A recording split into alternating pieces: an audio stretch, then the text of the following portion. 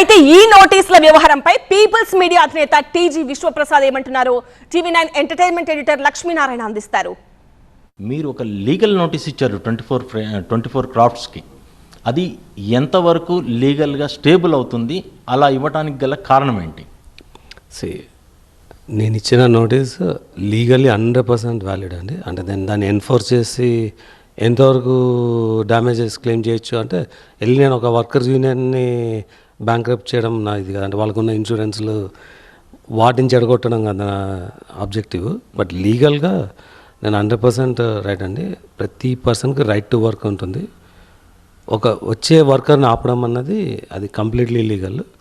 దాన్ని ఆపడం వల్ల నాకు వచ్చిన ఫైనాన్షియల్ డ్యామేజ్ నేను బ్యాక్ వెళ్ళి క్లెయిమ్ చేయడం అది 100% పాసిబుల్.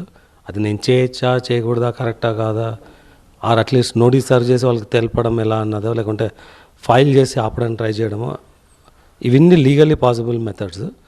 ఎంతవరకు వెళ్తాను, వాళ్ళ అసెట్స్ అన్నీ సీజ్ చేస్తానా నాకు వచ్చిన డ్యామేజ్కు అన్నది అది time will decide. But that is not the goal. అంటే వాళ్ళు ఈ కోఆపరేషన్ నాన్ కోఆపరేషన్ అనుకోండి, వాళ్ళు బంద్ అంటాం అనుకోండి, ఏదన్నా అనుకోండి, మీరు చేసే షూటింగ్లకి వచ్చే వాళ్ళని ఆపినా, వాళ్ళు వచ్చి మీ షూటింగ్ దగ్గర డ్యామేజ్ చేసినా కానీ మీరు పర్యవసానం తీవ్రంగా ఉంటుంది అంటున్నారు. అసలు మీరు వాళ్ళు లేకుండా, ఈ యూనియన్ నాయకులు లేకుండా మీరు షూటింగ్ చేయడానికి సిద్ధంగా ఉన్నారా? దానికి అనుగుణంగా కార్మికులు మీకు దొరుకుతున్నారా ప్రజెంట్? ఏ వ్యవస్థ ఎవరి మీద ఆధారపడదండి. నేను లేకుంటే ఇంకొకటి ప్రొడ్యూస్ చేస్తారు, ఒక కొరియోగ్రాఫర్ రాకుంటే ఇంకో కొరియోగ్రాఫర్ వస్తాడు, ఒక స్టంట్ మ్యాన్ లేకుంటే ఇంకో స్టంట్ మ్యాన్ వస్తాడు. సో వ్యవస్థను ఆపడం కుదరదు. సో మనుషులు చేంజ్ అవుతుంటారు అంతే. ఇప్పుడు ఈ లీగల్గా ఇప్పుడు మీరు తీసుకున్న ఈ స్కిల్ టాలెంట్ దానికి రెస్పాన్స్ ఎలా ఉంది? దాని గురించి చెప్పండి. అది ఎక్స్ట్రాడినరీ రెస్పాన్స్ అండి. అంటే మీరు యు నేమ్ ఏ క్రాఫ్ట్, దానికి కావాల్సినంతమంది పబ్లిక్లో ఉన్నారు. అంటే ఇక్కడ ఉన్నది మనం మాట్లాడుతున్నది లైట్ మ్యాన్. ఒక 1 monthలో వీ కెన్ బిల్డ్, మీకు ఒక 500 లైట్ మ్యాన్స్ కావాలన్నా బిల్డ్ చేయొచ్చు. ఆర్ట్ అంటే నాకు తెలిసి ఎగ్జిస్టింగ్ వర్కర్స్ కూడా వస్తారండి. ఎందుకు మేము పే చేయమనట్లేదు, will pay double the pay, but come skilled.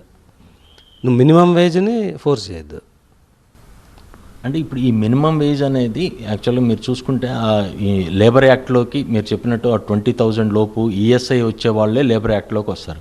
మరి మిగిలిన వాళ్ళందరూ లేబర్ యాక్ట్లోకి వస్తారు. ఈ 13 యూనియన్లు లేబర్ యాక్ట్లోకి వస్తాయి.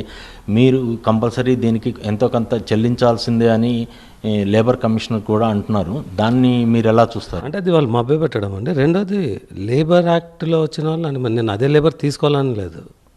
ఇప్పుడు నేను ఊబర్ వాడాలంటే నేను వాడచ్చు ఊబర్, నేను డ్రైవర్ని హైర్ చేయాలన్న రిక్వైర్మెంట్ లేదు.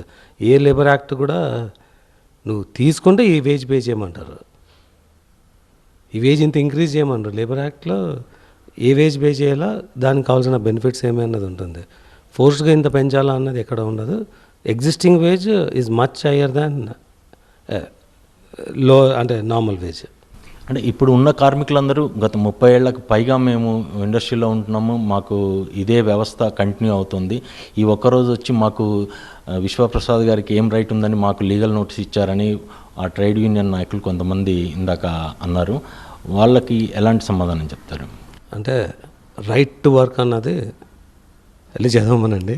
30 ఏళ్ళు కాకుండా 300 ఏళ్ళు ఉన్నా కూడా రైట్ టు వర్క్ని ఆపడం ఎవరికి చేత కాదు. ఒక ప్రాక్టీస్ ఉంటుంది, ఆ ప్రాక్టీస్ చేంజ్ చేయాలా అన్నది రీజనబుల్లా కాదా అన్నది చూసాము. వాళ్ళు ఆలోచించాల్సిందే ముంబై నుంచి ఎందుకు డాన్సర్స్ వస్తున్నారు, మన డాన్స్ యూనియన్లో ఎందుకు కావాల్సిన డాన్సర్స్ లేరు అన్నది. దాని మీద వర్క్ చేయమనండి.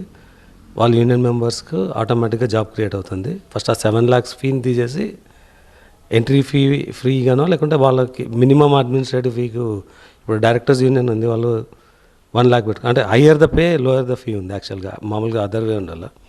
వాళ్ళు ₹1,00,000 మెంబర్షిప్తో అన్ని బెనిఫిట్స్ ఇవ్వగలిగినప్పుడు వీళ్ళు 50,000లో కూడా ఇవ్వగలగాల. ఓకే అండి, ఇది విశ్వప్రసాద్ గారు చెప్పే విషయాలు. అంటే ఎలాంటి పరిస్థితుల్లో వేజెస్ పెంచడానికి 30% వేతనాలు పెంచే ఆలోచన లేదు. అలా చేయాల్సి వస్తే మేము స్కిల్డ్ టాలెంట్ని ఎంకరేజ్ చేస్తాం తప్ప ఈ మిడిల్ మేనేజ్మెంట్ ద్వారా వచ్చే కొంతమంది కార్మికులను మేము ఎంకరేజ్ చేయము. వీళ్ళలో కూడా టాలెంట్ ఉన్న వాళ్ళని మేము కంపల్సరీ ప్రోత్సహిస్తామంటున్నారు. Over to studio.